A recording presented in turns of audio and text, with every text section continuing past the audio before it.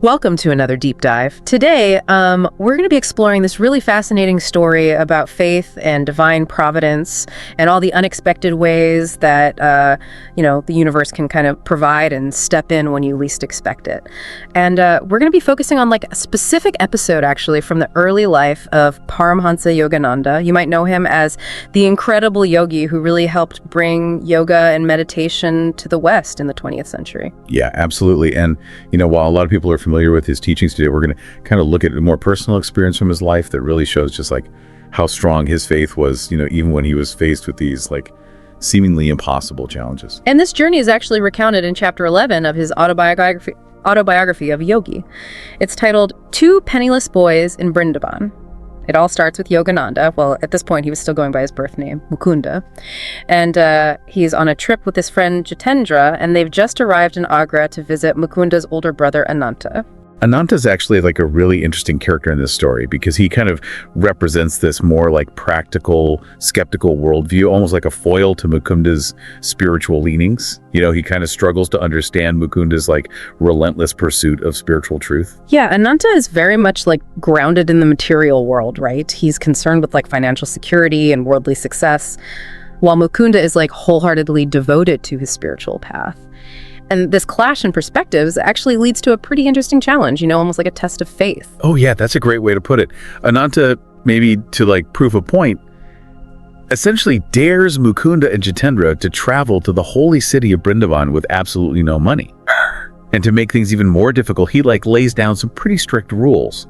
They can't beg, they can't reveal their predicament to anyone, and they can't go hungry. And on top of all that, they have to return to Agra by midnight. Oh, wow. What a predicament. I can only imagine how Jitendra must felt. It sounds like Ananta really set them up for failure. So, how did Mukunda react to this challenge? Well, as you might expect, Jitendra is immediately filled with doubt and anxiety. The prospect of navigating a strange city with no money and this really strict deadline, it's totally understandable, But Mukunda's reaction is pretty different. He remains remarkably calm and unshaken. It sounds like he had this almost unshakable trust in a higher power. Did he express this to Jitendra? Did he think they could actually pull this off? Yeah, he did. In fact, he even draws upon past experiences where he felt that divine intervention had guided him through tough times. It's almost like he had this deep inner knowing that things would work out even though it seemed impossible. So off they go to Brindaban, one filled with worry and the other with faith. Exactly. And it's interesting to note the contrast in their mindsets during the journey. Jitendra is understandably preoccupied with the logistics of their situation. He's constantly calculating how they'll manage without money and worrying about going hungry. Mukunda, on the other hand, seems almost detached from these concerns. He's focused on the spiritual significance of their destination, the city of Lord Krishna. It sounds like he was already tapping into that sense of surrender, that trust that the universe would provide. You mentioned before that Ananta forbade them from revealing their predicament. Oh yeah, that detail is crucial. It means that whatever unfolds for them, it can't be attributed to them seeking help or relying on human intervention. They're going into the situation completely dependent on forces beyond their control. Okay, so they're on this train to Brindaban, one consumed by worry and the other seemingly at peace. What happens next? This is where I'm guessing things start to get interesting. Okay, so this is where the story takes a turn that even the most skeptical listener might find intriguing. As they're on the train, these two strangers overhear their conversation, picking up on Jitendra's anxieties and Mukunda's unwavering faith. Okay, so these strangers have no prior connection to Mukunda or Jitendra. They simply overhear them talking on the train. Exactly. And it's important to remember that Mukunda and Jitendra, bound by Ananta's rules, they can't even hint at their predicament. These strangers are drawn to them just by the energy they project, one filled with worry, the other with this almost serene trust. It sounds like the universe was already starting to orchestrate things behind the scenes. It really does seem that way. Yeah. Because what happens next is even more remarkable. These strangers, perceiving the boys as these deeply devoted pilgrims, insist on providing them with food and shelter when they get to Brindaban. Wow, what a kind gesture. I can only imagine how relieved Jitendra must have felt at that moment. Oh, absolutely. He's just overwhelmed with gratitude and relief, especially considering they were moments away from facing the very anxieties that had been plaguing him throughout the journey. So these strangers, moved by their perceived devotion, take them in. Where do they end up? Do we know anything about these people who offered to help? Well, this is where the story takes on this almost fairy tale-like quality. These strangers lead the boys to this luxurious hermitage. It's a place of peace and tranquility, far beyond anything Mukunda and Jitendra could have expected. A luxurious hermitage. That sounds kind of paradoxical. It's not exactly the image that comes to mind when you think of a simple, austere life of spiritual seekers. It is an interesting juxtaposition, isn't it? And the strangers explain that this hermitage was actually intended for two princes who, because of some unforeseen circumstances, had to cancel their visit at the last minute. It almost feels like destiny intervened, as if the universe was clearing the path for Mukunda and Jitendra, making room for them in this unexpected sanctuary. Exactly. And keep in mind, they hadn't even revealed their lack of funds. This wasn't a case of them receiving help because they asked for it or evoked pity. It was a spontaneous act of generosity, this seemingly random act of kindness that shifted their whole reality in an instant. It sounds like Ananta's challenge was already starting to unravel, with the universe stepping in to provide for them in the most unexpected way. Yeah, and this is only the beginning. There are even more twists and turns waiting for them in Brindaban. I can't wait to hear what happens next. This is definitely a story that highlights the power of faith and the unexpected ways that support can arrive when we need it most. So I'm still trying to wrap my head around the fact that, Mukunda and Jitendra ended up in this luxurious hermitage just because of the kindness of these complete strangers. Oh yeah, and it gets even better. They're treated to this lavish feast, which, seemed unimaginable just hours earlier when they were worried about going hungry. Yeah, I bet. Jitendra must have been floored. Oh, totally. He's overwhelmed with relief and gratitude, even moved to tears by this whole turn of events. I can imagine. They went from facing this potentially really difficult situation to basically being treated like royalty. It really does make you think about how the universe works, doesn't it? For sure.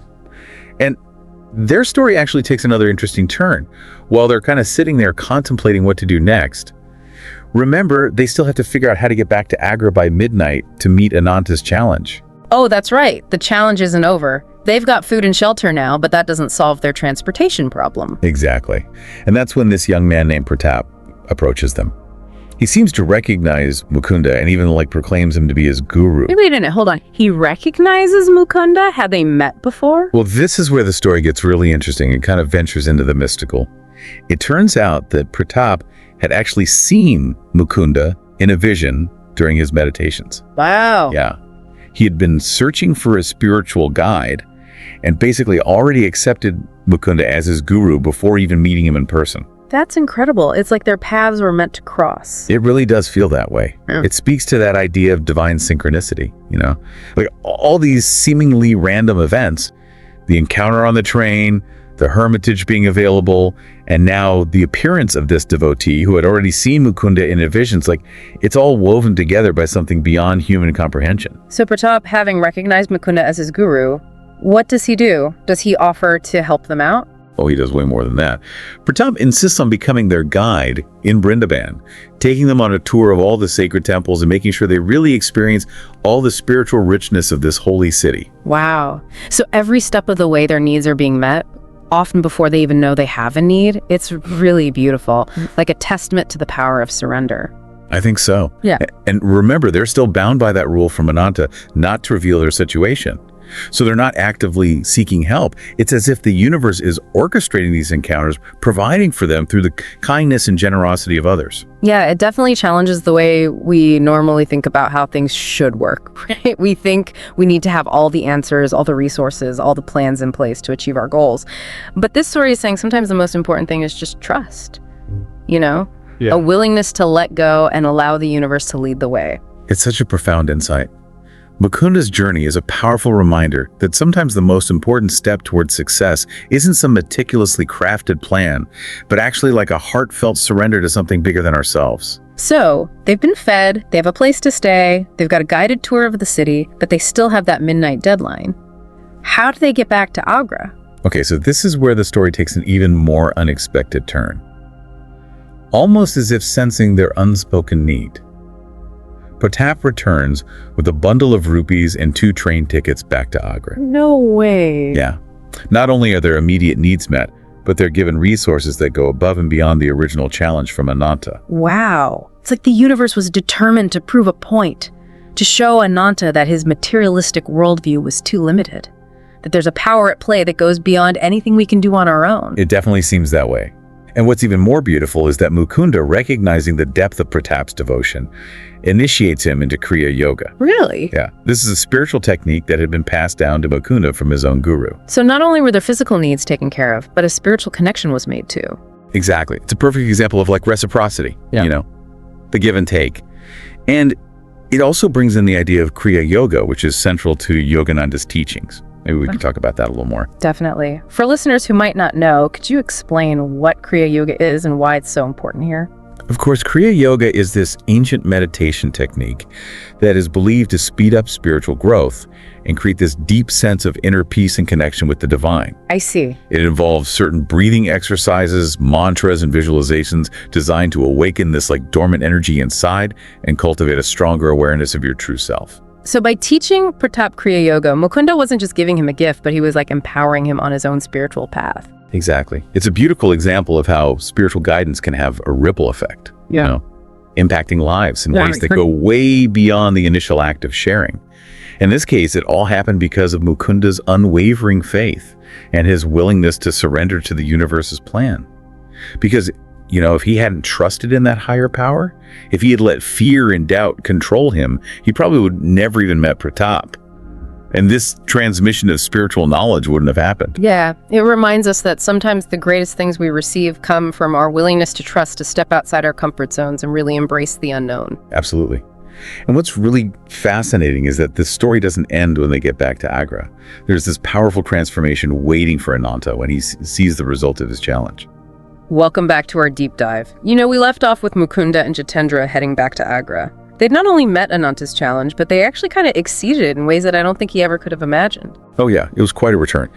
They arrived back at Ananta's place before midnight, and they're carrying this bundle of rupees and just this like palpable sense of peace. So they come back not like these defeated, hungry travelers, but as people who've really been touched by something special, right? Exactly. They've experienced the power of faith and surrender firsthand. Yeah. And it really shows, Ananta's challenge came from this very materialistic worldview. He was trying to show how impractical it is to just rely on faith. Right. But what happened on their journey just completely turns his assumptions upside down. It's amazing.